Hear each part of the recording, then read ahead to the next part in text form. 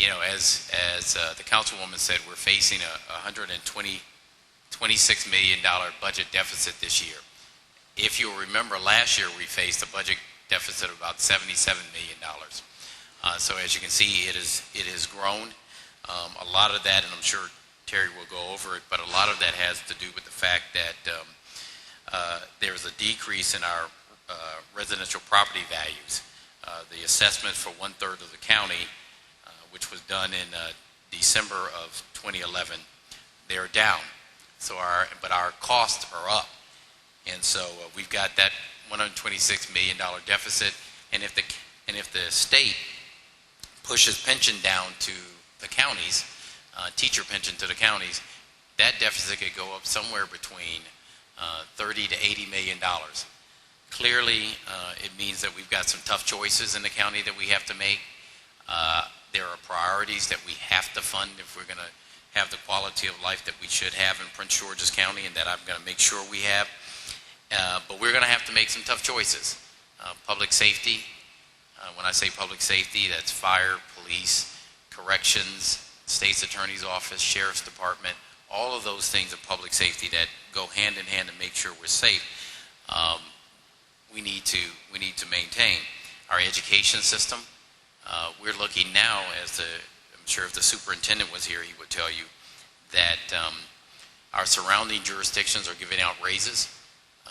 The District of Columbia, Fairfax County, and Montgomery County are giving teacher raises in these economic times. So if we want to be competitive in Prince George's County, we've got to make sure that we fund our education system to the tune that it should be funded at. And so it means for us throughout the budget that we're going to make some really tough choices. And that's what tonight is about. It's your opportunity to tell us before we actually present the budget to the council what programs I'm sure people want to keep and make sure are not cut.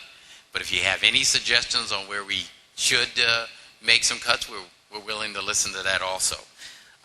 So with that, well, let me just say this before I turn over to Terry to just give you an overview.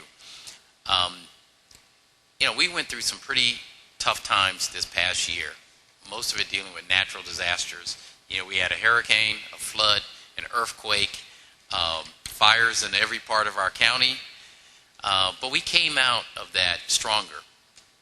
The crime numbers in terms of crime in Prince George's County is down. We saw increases in test scores in our education system. The quality of service was terrific. The work with the council brought about some really significant things. If you think about it, for the first time in the 20 years that we've tried to deal with our healthcare situation in Prince George's County, not just the hospital, but the healthcare.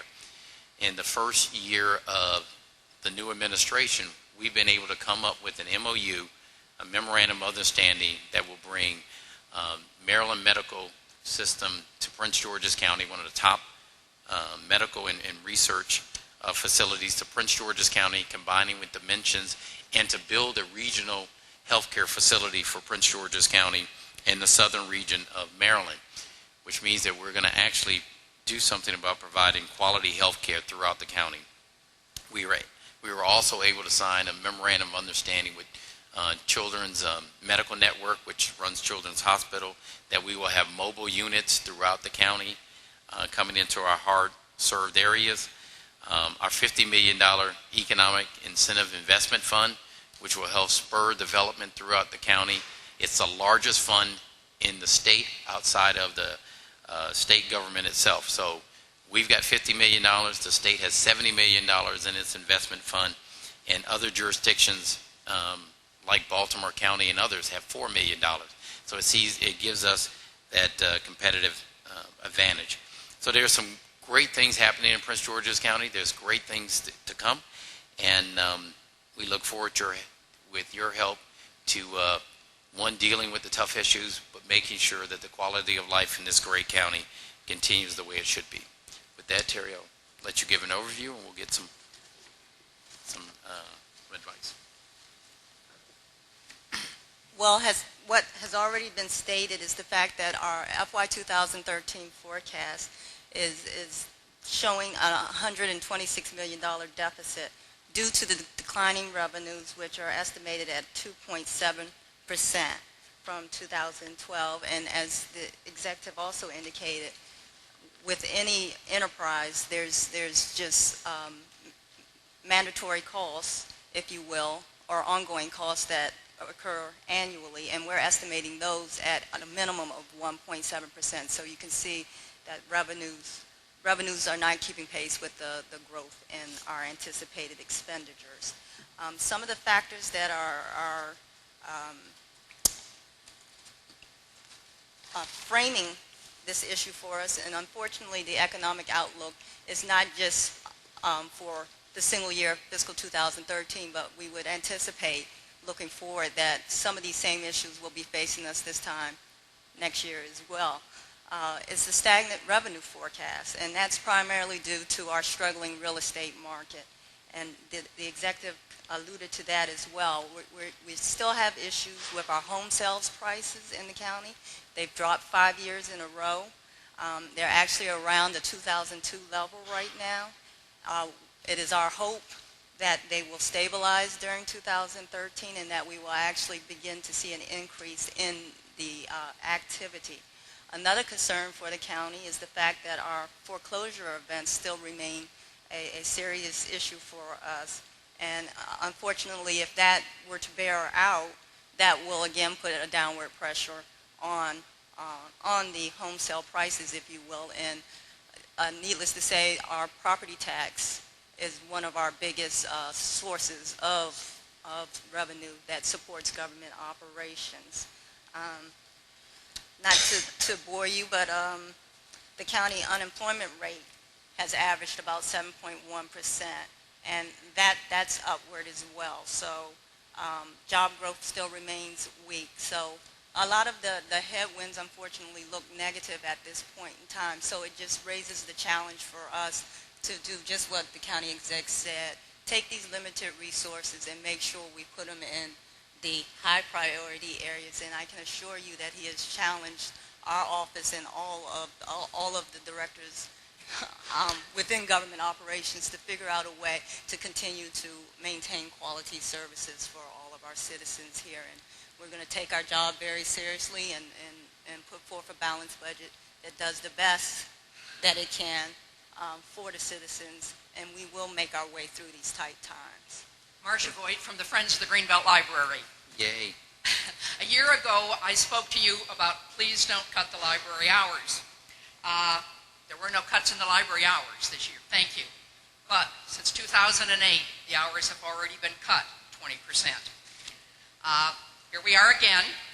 I understand that if the library budget is cut, there's only two choices. One of them is cutting personnel. Since 2008, 30 positions have been frozen, and there have been no salary increases. The other choice, don't open the South Bowie branch this summer. Leaving a library finished but unopened is just unfathomable to me, and I think South Bowie is going to be pretty upset about it.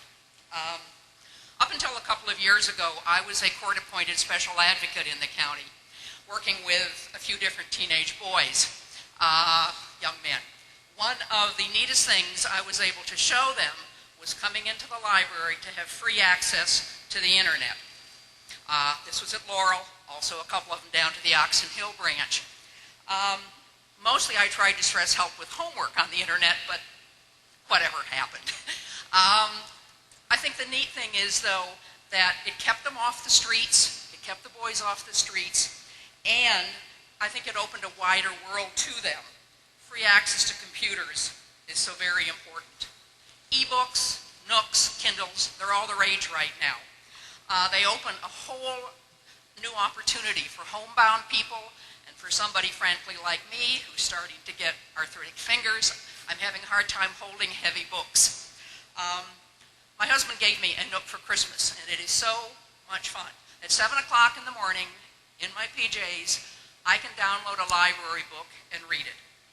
Books and e-books need to be purchased, but since 2008,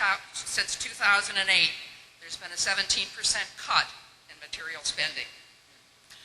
The last job I had before retiring from the government was being in charge of a very large building project in Palestine. The West Bank and the Gaza Strip, working with Palestinians and Israelis. It included 15 locations, and one thing it included was a microwave communications network.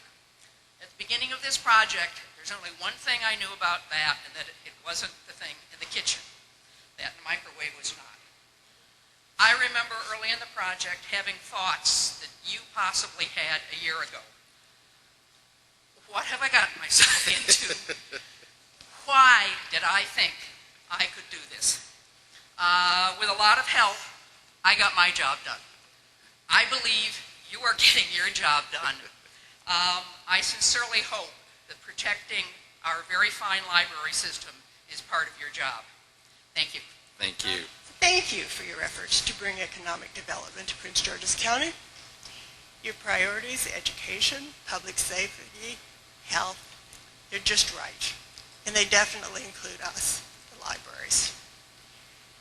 Perhaps oddly, I'm not here to ask you to increase hugely the budget for the coming year, but I am here to implore you not to cut another penny. Libraries have done at least their share of sacrificing. Since 2008, expenses have been cut heavily. We have more than 30 positions that have been frozen. There have not been salary increases. Spending on materials has been cut almost 20%. I think it's 17. Our Thursday evening hours are gone. Our Sundays are gone. We used to love to have those for having families come to programs. So I'm asking you please not to cut anything, we support, what all the branches in the county are doing, and we hope that you will be able to assure us that. I know you don't want to, that you won't have to. Thank you. With that, I want to thank the government for coming out and for Laurel for hosting us. Thank you very much.